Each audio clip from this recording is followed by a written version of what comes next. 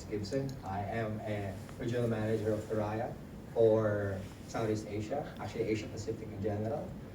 Thank you very much for inviting me here. Now, first and foremost, satellite communications play a very big role in digitalization that leads ultimately to sustainability. In the oil and gas energy sector, satellite communications is vital. It's actually very vital in day-to-day operations, making sure that cost is, cost is being saved on a daily basis, making sure that anything and everything that is operational is, being kept properly on a day-to-day basis. So, and Thuraya, as an L-band operator ourselves, is very, very key in addressing the energy sector's communications need.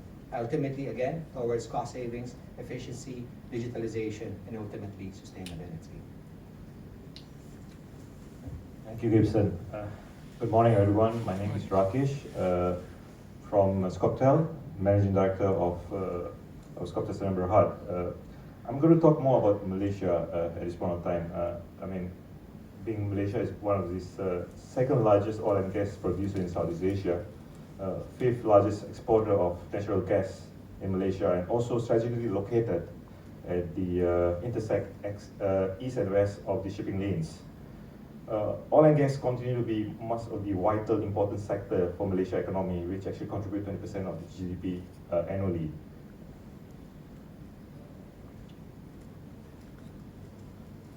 Furthermore, Malaysia is also one of the countries which are moving towards low emission nation, and the industry need to press towards supporting the 12 Malaysian Plan. Just for everyone's information, 12 Malaysian Plan basically the government initiative to embrace a shift to a service-based sector, which emphasize fourth industrial revolution technology and to address the demand of energy sector. Thank you very much, Rakesh. Second question is, practically, how does communication in general, but satellite communications, impact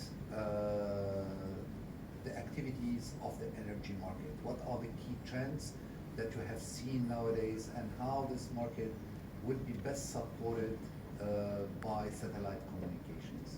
Gibson? Thank you, Rove. First and foremost, because of the past pandemic, one thing that is noticeable to all of us is the sudden rush for digitalization. Digitalization is something that not just satellite communications, but the entire communications market has been talking about for years. But the pandemic suddenly really made it happen overnight.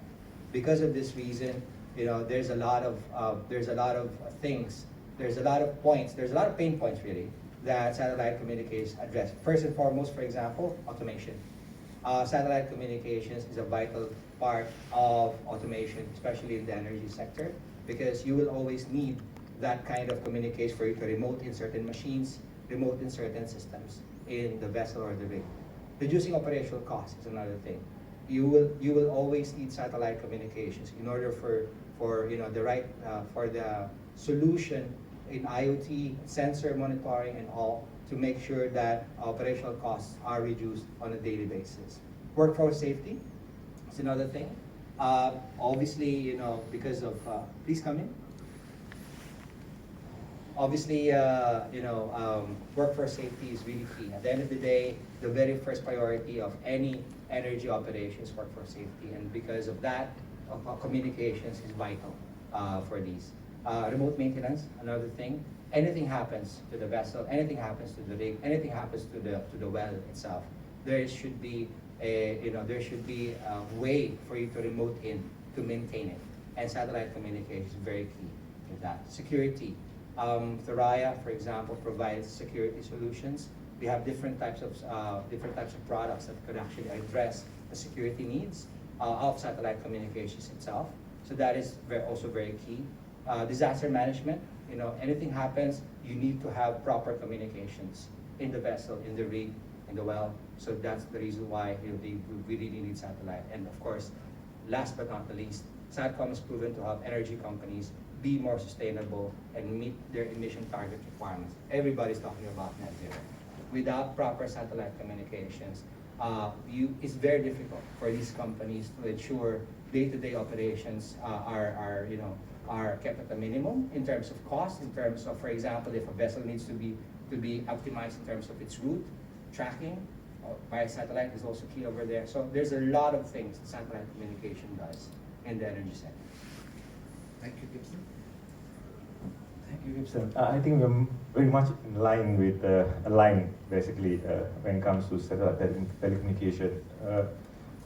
For me, the terrestrial connectivity, such as like lease line, fiber optic, and any other terrestrial connectivity that we have currently for the past 20 years, it's always been a challenge to provide a last mile solution for oil and gas due to the geographical limitation and intensified capex investment. Hence, satellite communication become a very vital solution between offshore and onshore. And furthermore, there is significant increase, as Gibson mentioned, in automated technologies at offshore for efficiencies, and satellite system play a very crucial role when it comes to energy market and sector. I think the most crucial part, I would say, when it comes to oil and gas, the key area is always looking at the health and safety environment of oil and gas. One of the most crucial safety aspects when it comes to offshore operations, the need of constant communication and monitoring to via satellite to avoid any unwanted incidents. So basically, they are the three key areas I do actually look at it, and I think satellite communication been spotting oil and gas for a very long time, and I think will continue to do so. Thank you. Thank you. I would like just to have a little bit more of your opinion about the crisis and disaster management, especially for the oil and gas sector, which is critical communication is a very important part of it. Yes. We've seen nowadays in the Philippines there is a typhoon, there has been a lot of natural disasters, wildfires, tsunamis, and I think the acceleration of natural disaster, all man-made disasters, is taking more and more pace as we're venturing into new activities into remote areas. How can satellite communication play an important role, and what are the critical steps for any companies to start adopting these best practices? Thanks, Rauf. For somebody who comes from the Philippines, one of the most disastrous countries in the world, typhoon is not new to me, and it really enabled me to when I started working for Thuraya, and how could Thuraya address the disaster preparedness market in general, not even energy. Now we have begun to do that. Thuraya is present in Japan. Thuraya is present in the Philippines in terms of disaster preparedness, and Thuraya now brings that kind of, I would not call it expertise, but awareness really of what satellite communication does in disaster management. First and foremost, Thuraya is Alban. We are not susceptible to any types of rain fade. For example, having a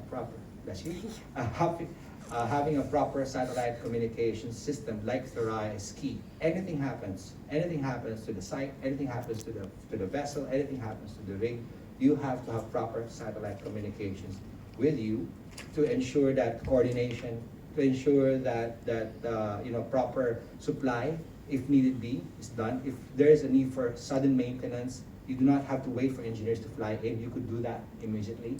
Save you on cost, saves you on a lot of money, especially in terms of disasters. And you mentioned about tsunamis. You mentioned about some other even man-made disasters. At the end of the day, it's not about those being aware on whether they could happen or not. It's really a matter of if. One day, these kinds of things will happen. You have to be prepared for it, and that's where satellite communication really plays a big part. Thank you. I think Malaysia is kind of blessed to an extent. Natural disaster is not very common here, but we do provide solutions when it comes to any other region or global connectivity. And over the past 20 years, we have experienced natural disaster for some other countries.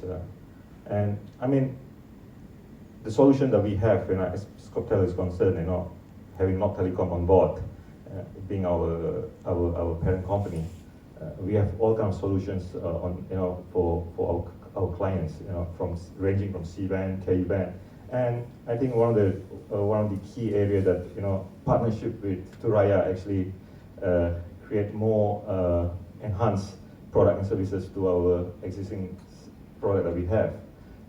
Having L-band, out of band system, connecting to our VSAT, it's more like a backup solution if anything goes wrong, a redundant solution for our telecommunication system.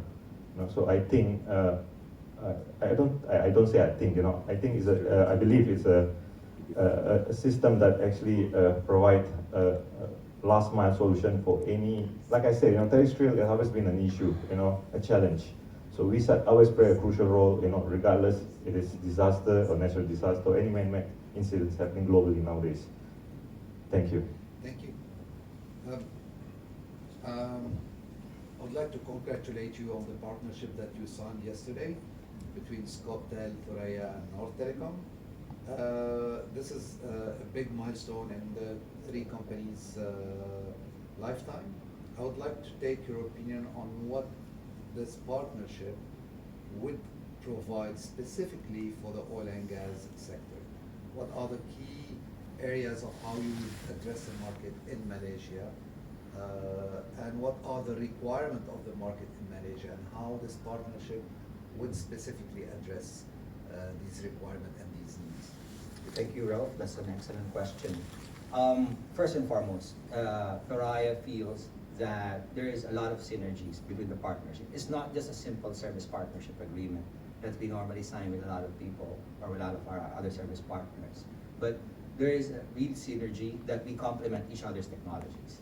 North Telecom / ScopeTel are both, well known in the market for VSAT operations. We're not necessarily VSAT ourselves, but we are a complement, being L-band, to the VSAT solution of North Telecom's ScopeTel. So when we did the partnership, we know that ultimately the customer, the energy sector, is going to benefit from it. How? ScopeTel / North Telecom provides the high-speed data VSAT solution. We provide the high availability, high resiliency L-band backup solution. Rakesh mentioned it earlier. Our solution is a perfect out-of-band management system. Anything goes wrong with the VSAT system itself, they will have a different way of looking at the system, the modems, the ACU, whatever that could probably go wrong. They could take a look at it from backdoor perspective.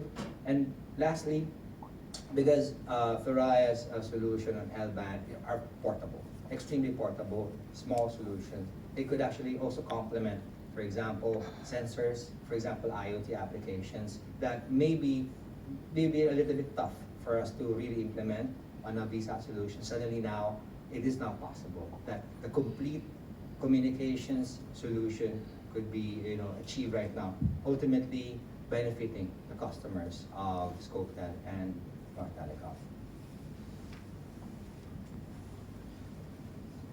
Okay, I think the appointment of North Telecom and ScopeTel as a main distributor of Thuraya products will basically help the demand within oil and gas sector at a global scale. Thuraya telecommunication products have a strong reputation globally, and it definitely will complement to NT product range, as what Gibson has just mentioned. At current digital era, customers prefer to have various products and services range which are customizable to meet their specific needs. At the end of the day, it's all about customer experience. The way I look at it, you have more products, you have more services, and you can customize as per the customer's requirement, which meets their budget, which meets their requirements. And I think it's all about that. We have various services, various products under one roof. And a strong partnership with Thuraya actually enhance our capabilities to the extent the support, and regionally and also globally. Thank you. If I may add something to that, forgot to mention this earlier. Ultimately, we were talking to some customers. Ultimately, if things go down, the most basic thing that they want to do is to communicate via voice. And this is something that Thuraya is very strong in. our heritage is actually coming from voice. Ultimately, what to call this, at the very, very basic level, if things go down, if things go south, for reliability, people in the energy sector wanted to have that solution. A Thuraya solution is something that they have always wanted, and now North Telecom gives that solution as a complete portfolio, So that's why I think this is a very powerful partnership that we have formed, and we really, really think that it's going to really make a very big statement, not just in Malaysia, but everywhere where North Telecom is present.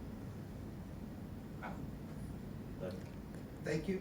Okay. Very Thank much. you. Interesting debate and interesting session. Any questions from the public? We'll open the floor. Anybody have any for questions? Any tough questions? We have one. Not dispute questions. We have one difficult question. So since the two gentlemen are already here, what's your take on the LEO constellation satellite or services like OneWeb and Starlink, for instance? What would be that impact on companies like Thuraya and ScopeTel? You may want to answer that first, or you want me to answer that first? You can answer that. Okay.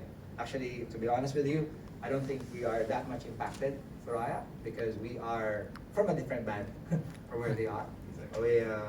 So in fact, for me, actually for us, we welcome competition. We welcome even indirect competition, if you may. It's they help make satellite communications sexier, right, for a lack of a better term. Not just in the energy sector, but in a global scale. A lot more people are right now aware about satcoms because of them. And at the same time, because they are one way or another going to eat some of our customer base. We also think that ultimately it's good for not just for the energy market, but for the entire consumers of satellite communications to have all of these complementary solutions. So I think at the end of the day, it's good. We're not saying that that we do not welcome or we welcome their existence, but we think that it just validates that ultimately people need satellite communications, and we're all here to stay. Like what Gibson said, competition is good. Yes. It keeps you at the age. So for me, like what Gibson also mentioned, that it's totally different band. And end of the day, it's all about customers' requirement. Let's take a good example of All Engaged in Malaysia.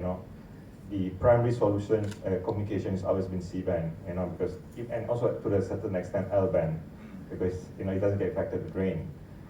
But then saying that even there are a lot of requirements when it comes to KU, for marine time, and also for C-band at the same time, for oil and gas customer, for energy market, but end of the day, it's all about customer requirements. The type of solution they're looking forward to.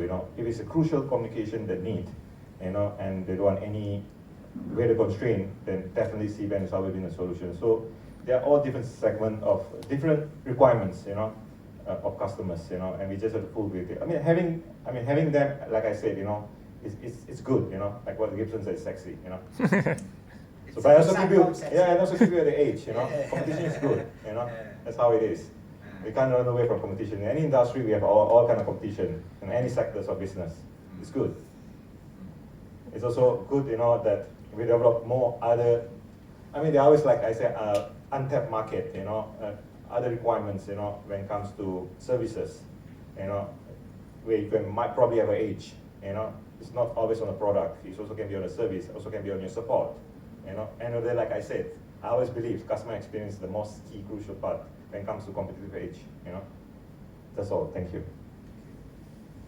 Any further questions, please? Another question for Thuraya. Okay. I I should brace myself now. I was wondering what kind of benefit your new generation, your satellite new generation, will bring to the market.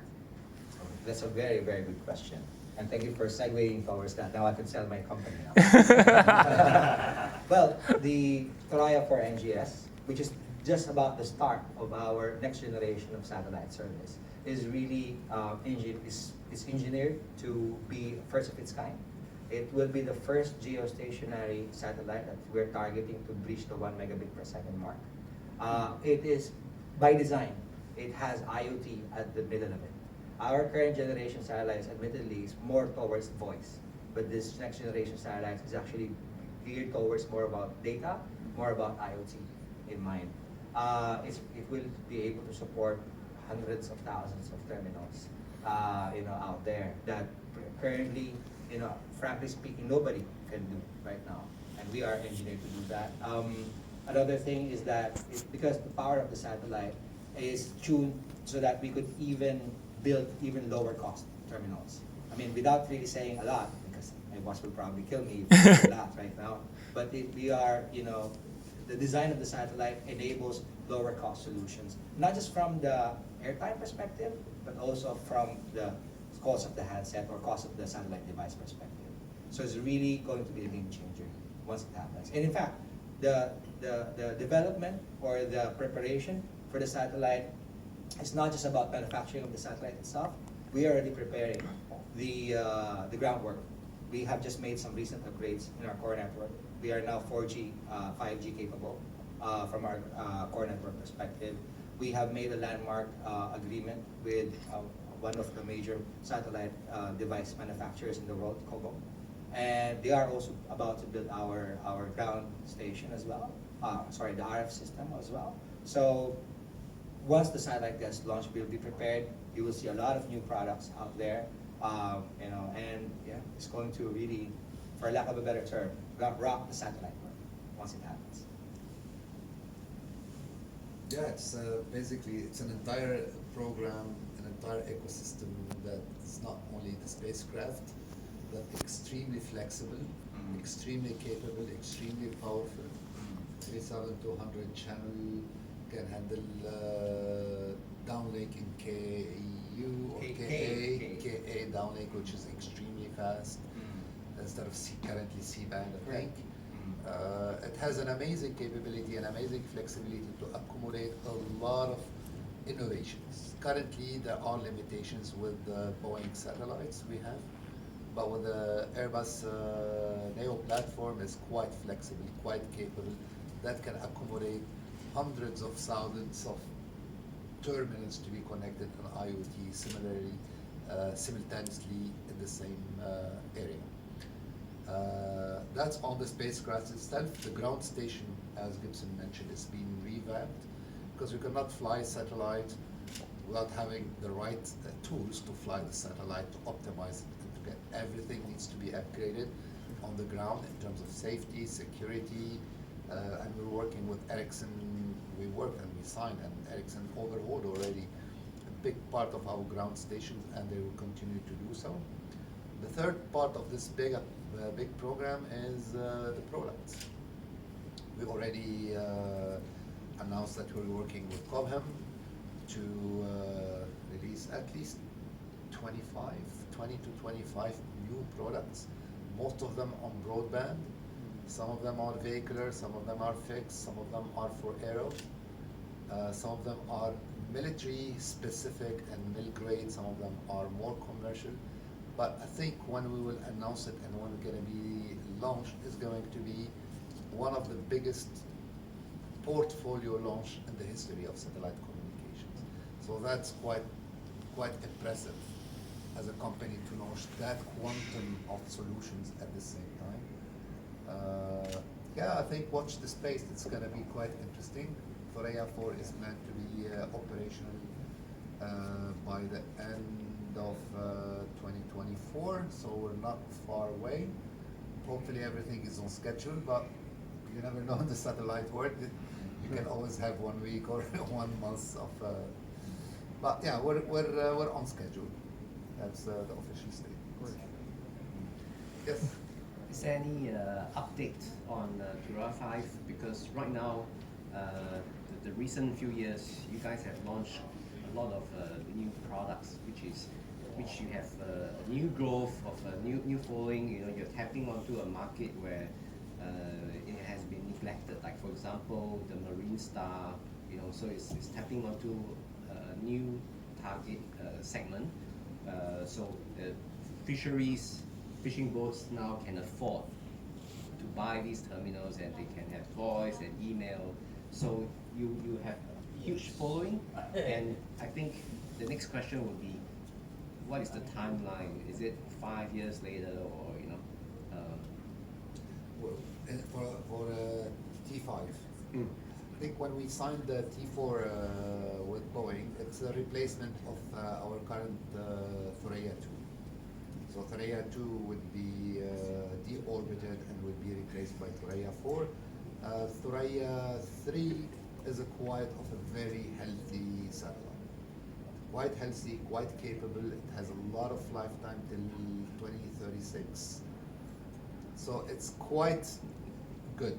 Although when we signed Thuraya 4 with Airbus, we signed for two satellites, for T5, T4, and T5, on the same conditions. I mean, we kept this as an option for T5, definitely.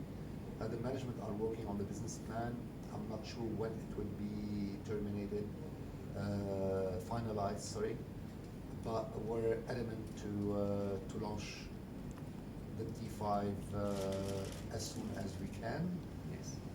But we're not in a hurry.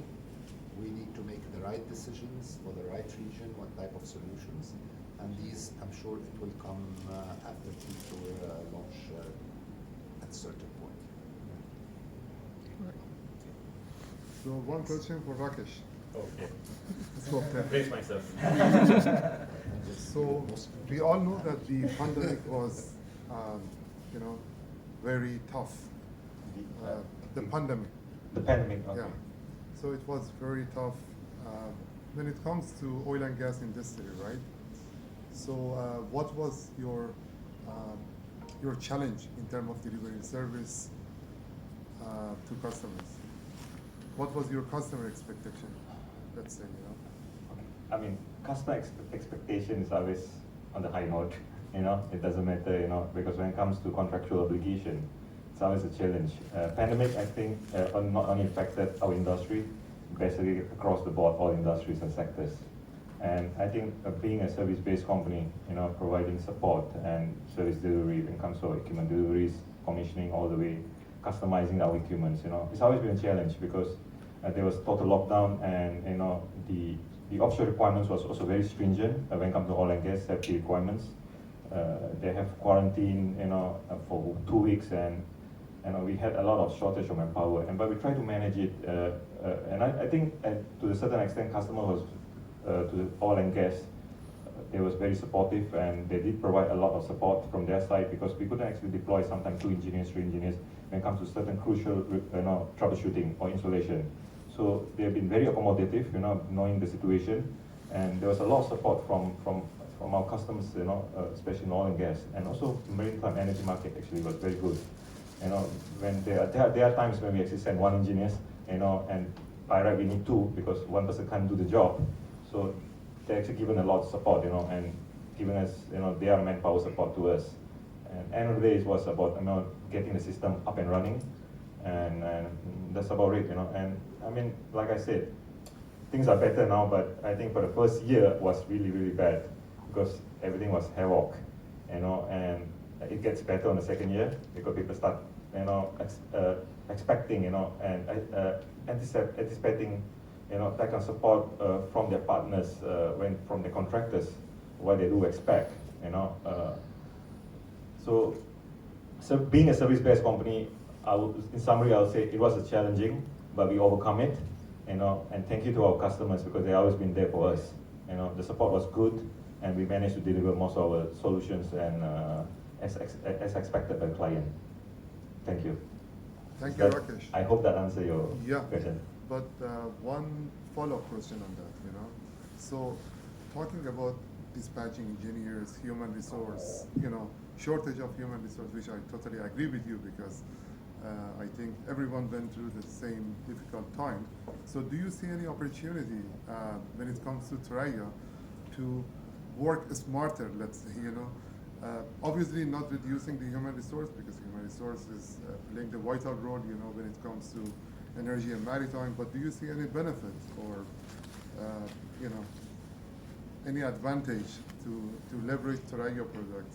It's definitely, and one of the reasons having Thuraya on board, like I said, just I was mentioning that the OBM system, and actually I've already talking to some of our clients, and because sometimes even C-band or K-band doesn't matter, sometimes things do go wrong, being a primary sort of communication and having an L-band solution, it's also easy for us to troubleshoot because when we link to the indoor system, to the, and that's how it is now, because like I said, it's a lot of challenge, sending manpower on board, so having OBM system, Thuraya system to be connected to our system, that make things much more, I would say hybrid, and you save in the long run, sending people offshore on, and it's faster more to troubleshoot and fix the issue.